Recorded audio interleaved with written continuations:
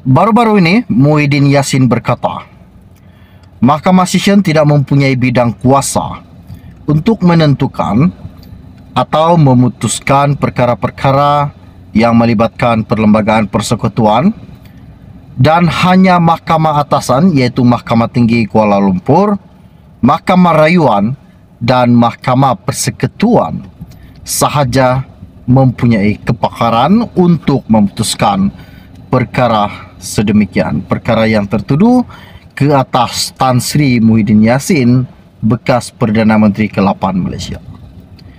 Dan hari ini Muhyiddin memohon kes beliau dipindahkan ke Mahkamah Tinggi Kuala Lumpur.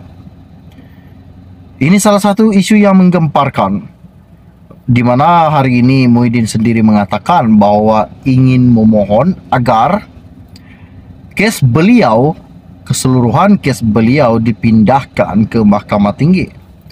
Namun yang mengejutkan lagi, Muhyiddin juga mengatakan bahawa Mahkamah Session tidak mempunyai bidang kuasa untuk menentukan atau memutuskan perkara-perkara yang melibatkan perlembagaan. Wow. Sekali lagi Muhyiddin menentang. Dan katanya Muhyiddin, adalah lebih wajar bagi prosiding itu didengar dan dibicarakan di hadapan Hakim Mahkamah Tinggi yang mempunyai bidang kuasa, berpengalaman luas serta pemahaman undang-undang yang mendalam untuk menentukan dan memutuskan isu-isu perlembagaan yang dibicarakan terhadap kes-kes Muhyiddin Yassin. Ini memang isu yang amat-amat dahsyat. Dan seperti yang telah kita tahu, pada 18 April lepas, Muhyiddin yang juga pengurus CPN telah menfailkan notis usul bagi memohon agar dia dilepaskan dan dibebaskan daripada keempat-empat pertuduhan yang dikenakan terhadapnya pada 10 Mac lepas, selain prosiding kes tersebut di Mahkamah Session ditangguhkan. Menerusi afidavit sokongan yang difailkan bersama notis usul itu, dia mendakwa keempat-empat pertuduhan adalah cacat dan tidak sah di sisi undang-undang. Dan Muhyiddin juga sebagai Perdana Menteri ketika itu dan Presiden Bersatu juga didakwa telah menggunakan kedudukan beliau untuk suapan yang berjumlah 232.5 juta daripada 3 syarikat. Dan Muhyiddin juga dikatakan telah menerima suapan untuk keuangan Parti Bersatu. Ini sangat mengejutkan. Oke, baiklah, sebelum saya meneruskan lagi isu yang menggemparkan ini, mohon kiranya pertimbangkan, tolong tekan butang subscribe dan sharekan video ini. Seperti yang telah saya katakan sebentar tadi, hari ini Muhyiddin memohon kes beliau dipindahkan ke Mahkamah Tinggi Kuala Lumpur. Seperti yang telah kita tahu bahawa bekas Perdana Menteri iaitu Muhyiddin Yassin telah memohon kes menggunakan kedudukan untuk suapan yang berjumlah 232.5 juta bagi Bersatu dan telah menerima wang hasil daripada aktiviti haram yang dihadapinya dibicarakan di Mahkamah Tinggi Kuala Lumpur. Dan peguamnya iaitu Rosli Dahlan yang mewakili Muhyiddin berkata, permohonan itu difailkan pada 27 April lepas antaranya atas alasan kes tersebut melibatkan prosiding undang-undang yang kompleks membabitkan perlembagaan persekutuan. Dan oleh itu juga ia perlu dipindahkan dibicarakan di Mahkamah Tinggi Kuala Lumpur, katanya Muhyiddin Yassin baru-baru ini. Muhyiddin juga telah dituduh melakukan perbuatan di pejabat Perdana Menteri. Dalam kes-kes tersebut, Muhyiddin juga didakwa dan tertuduh melakukan perbuatan di pejabat Perdana Menteri, Bangunan Perdana Putra, Pusat Pentadbiran Kerajaan Persekutuan di Putrajaya antara 1 Mac 2020 dan 20 Ogos 2021. Dan Muhyiddin juga turut berdepan 2 lagi pertuduhan yang dikatakan telah menerima wang hasil daripada aktiviti haram yang berjumlah 195 juta daripada salah satu syarikat yaitu Bukhari Equity yang dimasukkan ke dalam akaun CIMB Bank milik Parti Bersatu. Sebabkan itu, akaun Bersatu dibekukan.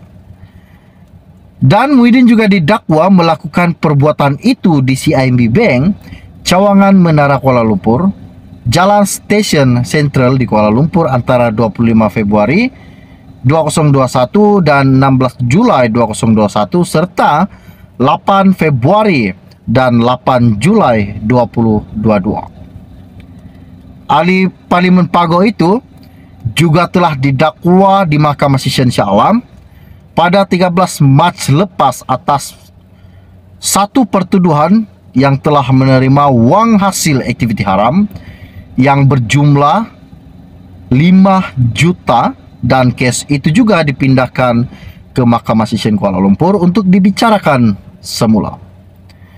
Prosiding pada hari ini turut dihadiri timbalan pendakwa raya yaitu Ahmad Akram Gaharib, Noralis Mat dan Nor Asma Ahmad. Dan selain Rosli turut dibantu juga Peguam Kumarandram, Hisham Tepotek, Cetan Jetwani, Kewei Lon dan Teh Si Kon. Wow, ini sangat menggemparkan buat seluruh rakyat Malaysia, di mana Muhyiddin meminta agar kes beliau dipindahkan di Mahkamah Tinggi Kuala Lumpur untuk memudahkan pengurusan.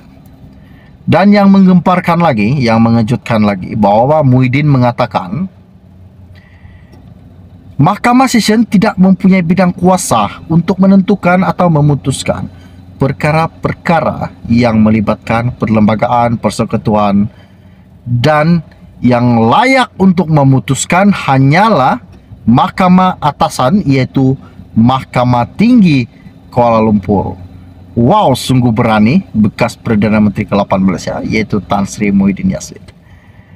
Adakah ini salah satu perjuangan yang Muhyiddin bakal bentukkan untuk rakyat Malaysia? Masihkah ada lagi penyokong-penyokong Muhyiddin Yassin? Tinggalkan komen Anda. Jika memang Muhyiddin Yassin tidak bersalah, jangan takut. Dan jika memang Muhyiddin bersalah, kita meminta agar Anwar Ibrahim kemukakan segala bukti, dedahkan dan beritahu kepada seluruh rakyat Malaysia bahwa Tan Sri Muhyiddin Yassin memang terlibat dalam kes rasuah, pengubahan dan segalanya. Rakyat Malaysia kini ingin mengetahui apakah Muhyiddin ini memang betul-betul terlibat dalam kes pengubahan. Ini yang rakyat Malaysia inginkan, terutama sekali buat penyokong-penyokong Muhyiddin Yassin. Wow.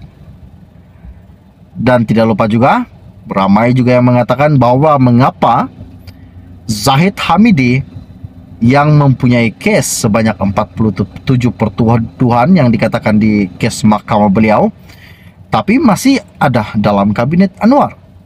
Sedangkan Anwar sebelum-sebelum ini pernah mengatakan bahwa beliau tidak akan menerima sebarang menteri yang mempunyai kes mahkamah.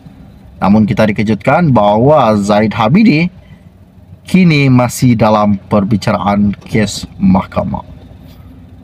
Oke, baiklah, setakat info ringkas dari saya untuk Anda. Kita akan berjumpa lagi. Salam jumpa dan salam kenal. Bye-bye.